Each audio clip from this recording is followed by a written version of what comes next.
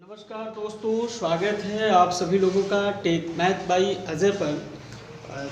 आपको दोस्तों हमने पहले ही बता दिया है कि हम आपको इस चैनल पर बायोलॉजी पढ़ाएंगे। बायोलॉजी की एक क्लास में आप लोगों ने देखा है हमको कि हमने जो है सेल का इंट्रोडक्शन आपको कराया था, जिसमें इसके बाद हमने आपको बताया था कि हम आपको पार्ट ऑफ सेल कराएंगे। तो पार्ट ऑफ सेल की आज हम शुरुआत कर लेते हैं। दोस्तों, पार्ट ऑफ सेल की अगर हम बात करें तो पार्ट ऑफ सेल में हम लोग जानते हैं कि कोशिकाओं के बहुत सारे भाग होते हैं, जैसे कि उनका सेल मेम्ब्रेन होता है, सेल वॉल होता है, साइटोप्लाज्म होता है, केंद्रक यानी न्यूक्लियस होता है, माइटोकॉन्ड्रिया होती है, गाल्जी बॉडी होता है। तमाम डिफरेंट जो सेल ऑर्गन होते हैं उन सब कुछ का हमको स्टडी करना है। तो नाउ दोस्तों, उसी के सीरीज में आज हम जो है पार्ट ऑफ सेल में हम सबसे पहले आपको जो है वो सेल मेम्ब्रेन पढ़ाने वाले हैं।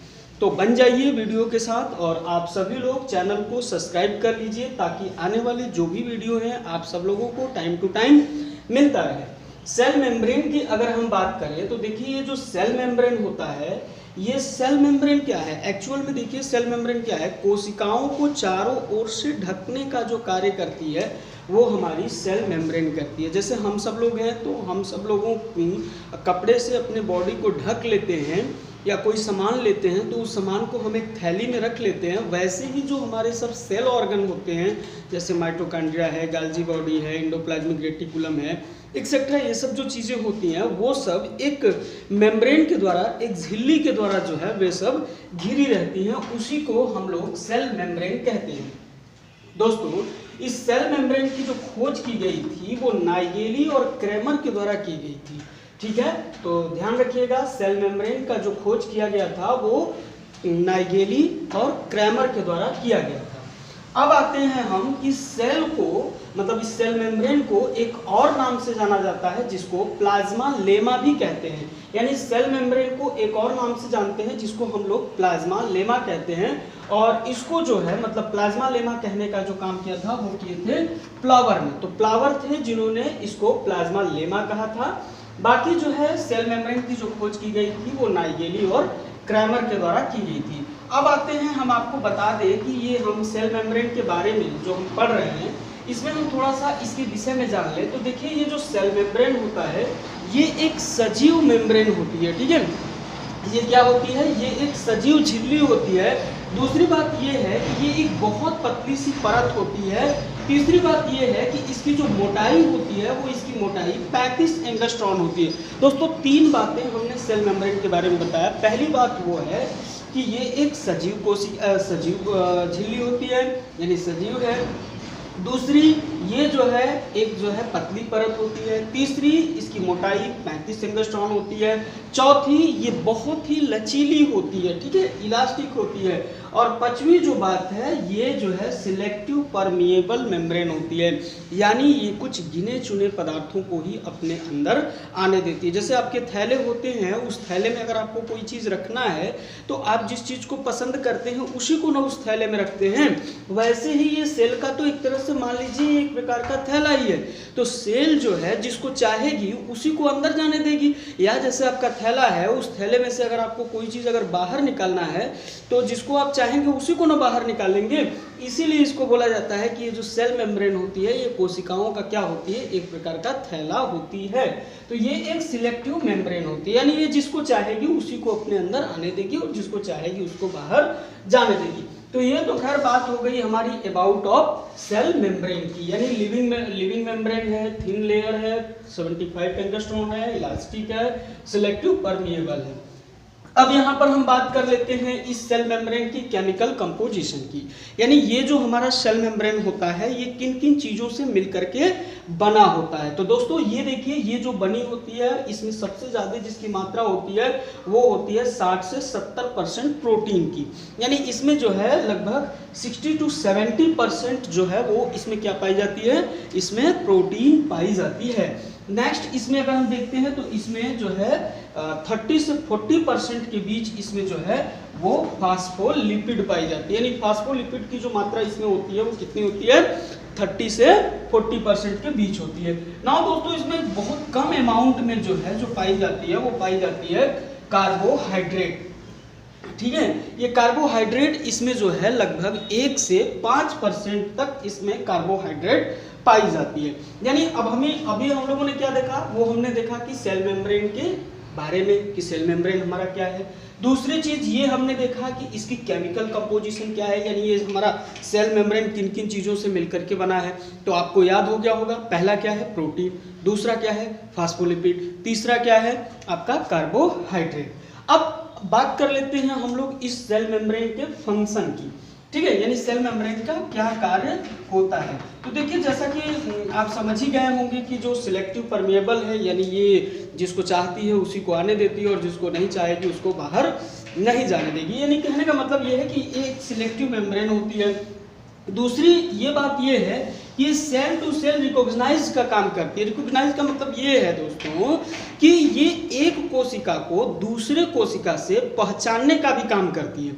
आप ऐसे समझिए कि जैसे आपकी लीवर की सेल है और आपकी किडनी की सेल है। अगर आप लीवर के सेल को निकाल करके किडनी के सेल में अगर ले जाएंगे रखेंगे तो किडनी वाला समझ जाएगा कि नो नो ये तो किसका है, ये तो जो है लीवर की कोशिका आई हुई है, ये तो हमारी किडनी की कोशिका है नहीं, तो वो उसको एक्सेप्ट नहीं करेगी। यानी एक कोशिका को दूसरे कोशिका से जो पहचानने का काम होता है वो कौन पहचानता है, वो पहचानता है आपका यही कौन, सेल मेम्ब्रेन। सेल मेम्ब्रेन ही इसको क्या करता है, पहचानता है। जैसे आप समझिए जैसे मोबाइल का पैटर्न है, मोबाइल का पैटर्न जिसका मोबाइल होता है उसी को केवल पता होता है। ठीक है ना, तो अब जो पैटर्न जब हम घुमाते हैं तो मोबाइल को मालूम चल जाता है कि नहीं हाँ ये इसी व्यक्ति ने है। अगर हमने गलत घुमा दिया, पैटर्न को अगर गलत लगा दिया तो मोबाइल तुरंत समझ जाता है कि नहीं ये तो नहीं है। वैसे ही ये क्या करती है, जो सेल मेम्ब्रेन होती है इसका फंक्शन ये होता है कि ये एक सेल से दूसरे सेल को क्या करती है, पहचानने का काम करती है। तीसरी जो इसकी काम होती है वो होती है ये कि ये ट्रांसपोर्ट में मदद करती है। यानी किस में मदद करती है, ट्रांसपोर्ट में, यानी परिवहन में। देखिए परिवहन जो होता है कोशिकाओं के अंदर वो मेजरली जो है वो 1 2 3 4 एंड ये 4 बस।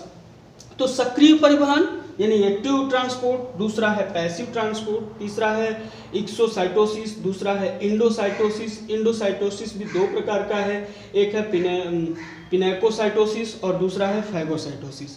देखिए एक्टिव साइटोसिस का मतलब क्या होता है, एक्टिव साइटोसिस का मतलब ये होता है, एक्टिव ट्रांसपोर्ट का मतलब ये होता है कि इसमें ऊर्जा की आवश्यकता होती है। याद रखिएगा जो इस तरह का जो ट्रांसपोर्ट होगा इसमें किसकी आवश्यकता होगी, ऊर्जा की, और ये निम्न सांद्रता से उच्च सांद्रता की ओर लगती है। जैसे आप अगर नीचे हैं और आपको अगर ऊपर चढ़ना है तो आपको अधिक ऊर्जा चाहिए, और अगर आप ऊपर हैं और आपको नीचे आना है तो आपको ऊर्जा की आवश्यकता नहीं है, आप ढलान से आराम से फिसलते हुए चले आते हैं। वैसे ही एक्टिव ट्रांसपोर्ट वो ट्रांसपोर्ट होता है सेल के अंदर जिसमें कि जो पदार्थों का आदान प्रदान यानी परिवहन जो होता है इसमें ऊर्जा की जरूरत पड़ती है। यानी ये अधिक सांद्रता से मतलब कम सांद्रता से अधिक सांद्रता की ओर ये होता है। पैसिव में किसी भी प्रकार का यानी पैसिव जो ट्रांसपोर्ट होता है, पैसिव ट्रांसपोर्ट में किसी भी प्रकार की ऊर्जा की आवश्यकता नहीं होती है। यानी ये क्या होता है, ये अधिक सांद्रता से कम सांद्रता की ओर इसमें पदार्थों का जो है परिवहन होता है। तीसरा है एक्सोसाइटोसिस। एक्सोसाइटोसिस का मतलब ये होता है कि कोशिका के अंदर जो पदार्थ है जिनको कि ये बाहर निकालना चाह रही है वो इसको आराम से बाहर निकाल सकती है। यानी एक्सोसाइटोसिस भी ये हमारी कौन करती हैं, सेल मेम्ब्रेन ही करती हैं। ठीक है, तो मतलब कोशिकाओं के अंदर जो पदार्थ होता है ये इसको बाहर निकाल देती है, और इसको हम ये क्या करते हैं, क्या बोलते हैं इसको हम बोलते हैं एक्सोसाइटोसिस। और दूसरा क्या है, दूसरा है हम लोगों का इंडोसाइटोसिस। इंडोसाइटोसिस का मतलब ये होता है कि जो कोशिकाओं के जो बाहर जो पदार्थ होता है और उसको कोशिका के अंदर लाना होता है तो वो जो परिवहन होता है उस परिवहन को हम लोग इंडोसाइटोसिस बोलते हैं। और ये देखिए इंडोसाइटोसिस देखिए 2 प्रकार का होता है, एक होता है पिनेकोसाइट्स और एक होता है फैगोसाइटोसिस, है ना। देखिए पिनेकोसाइट्स का मतलब ये होता है कि ये तरल होती है ना, इसको हम लोग सेल ड्रिंक्स भी कह सकते हैं। यानी जब कोई तरल पदार्थ होता है और किसी तरल पदार्थ को जब कोशिका के अंदर ले जाया जाता है तो इसको हम लोग बोलते हैं पिनेकोसाइटोसिस। ठीक है।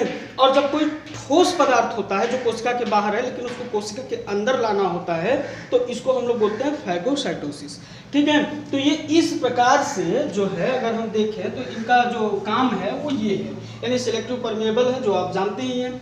दूसरी है सेल टू सेल रिकॉग्नाइजेशन का, यानी कि जो है कोशिका को पहचानने का। और तीसरा जो ट्रांसपोर्ट में हमने बताया कि एक्टिव ट्रांसपोर्ट, पैसिव ट्रांसपोर्ट और एक्सोसाइटोसिस, इंडोसाइटोसिस और पिनेकोसाइटोसिस, फैगोसाइटोसिस तो वगैरह वगैरह। नाउ दोस्तों अब मैं आपको बता दूं कि ये हमने देखो आज हमने सेल मेम्ब्रेन के विषय में क्या देखा कि सेल मेम्ब्रेन की खोज किसने किया, सेल मेम्ब्रेन के अबाउट के बारे में हमने जाना, सेल मेम्ब्रेन के थोड़े से विषय में जाना हम लोगों ने, केमिकल कंपोजिशन हम लोगों ने जाना और जो है सेल मेम्ब्रेन के फंक्शन को भी आज हम लोगों ने समझा। तो दोस्तों अब जो हमारी सेल मेम्ब्रेन पर जो टॉपिक होगी वो होगी सेल मेम्ब्रेन के मॉडल पर। तो नेक्स्ट वीडियोस में हम लोग ये देखेंगे कि सेल मेम्ब्रेन के कितने मॉडल हैं और इसको किसने दिया था। और चूंकि 3 मॉडल हैं, मैं आपको 3 मॉडल बताऊंगा और तीनों मॉडल जो है वो अलग अलग साइंटिस्टों के द्वारा दिया गया था और तीनों मॉडल में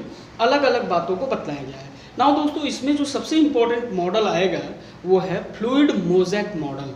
ठीक है, तो फ्लूइड मोज़ेक मॉडल पर हम लोगों को ज़्यादा फोकस करना है। बाकी जो 2 मॉडल हैं ये पहले माने जाते थे लेकिन बाद में इनको हटा दिया गया।